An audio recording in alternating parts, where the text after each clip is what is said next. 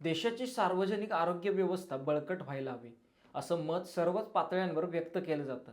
प्रत्यक्षात मात्र काही अपवाद वगळता तसं काही फार मोठ्या प्रमाणात होताना दिसत नाही.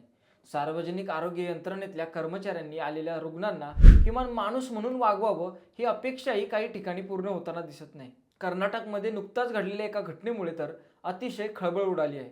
7 वर्षाच्या मुलाच्या गालावर टाके घालण्याऐवजी प्राथमिक आरोग्य केंद्रातल्या नर्सने चक्क फेविक्विकचा वापर केला आहे. या घटनेमुळे सर्वत्र रोषाचं वातावरण आहे. नक्की काय घडलं पाहूया या व्हिडिओमधून.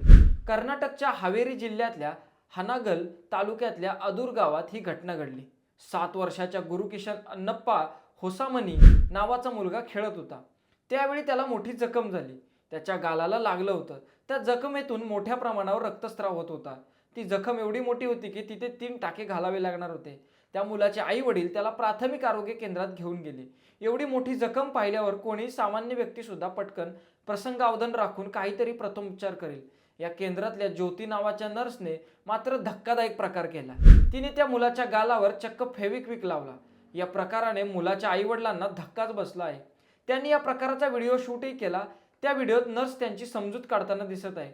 ती असं सांगते की जखम मुलाच्या चेहऱ्यावर झाली आहे, त्यामुळे तिथे टाके घातले तर जखमांचे वरण कायमस्वरूपी राहतील, म्हणून तिथे फेविक्विक लावलं आहे. मी अनेक वर्षापासून तसं करते कारण हा चांगला पर्याय आहे. मुलाच्या आईवडिलांनी या प्रकाराविषयी तक्रार दाखल केली आहे. सोबत व्हिडिओही सादर केला आहे. व्हिडिओत पुरावे असूनही अधिकाऱ्यांनी संबंधित नर्सचं निलंबन केलं नाही, फक्त तिची दुसऱ्या एका आरोग्य केंद्रात बदली केली. त्यामुळे स्थानिक नागरिकांनी संताप व्यक्त केलाय.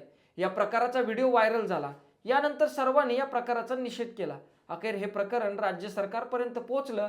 त्यानंतर राज्याच्या मुख्य सचिवांच्या अध्यक्षतेखाली घेतलेल्या बैठकीत संबंधित नर्सला निलंबित करण्याचा निर्णय घेण्यात आला आहे. या नर्सने केलेल्या कृत्याबद्दल तुम्हाला काय वाटतं बिनधास्त बोला आणि आपल्या चॅनलला सबस्क्राईब नक्की करा.